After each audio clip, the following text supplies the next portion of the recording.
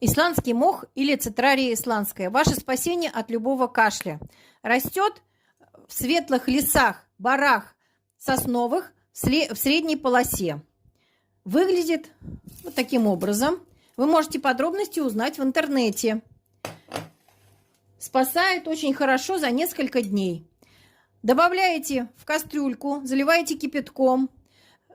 Он у вас варится на небольшом огне 15 минут. Потом даете ему остыть до теплого состояния.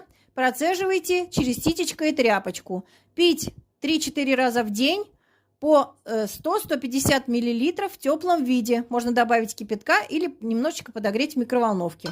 С собой в дорогу обязательно измельчайте в блендере и берите с собой. Заливайте кипятком, процеживайте в любом отеле, и помощь готова. Ваш кашель пройдет очень быстро.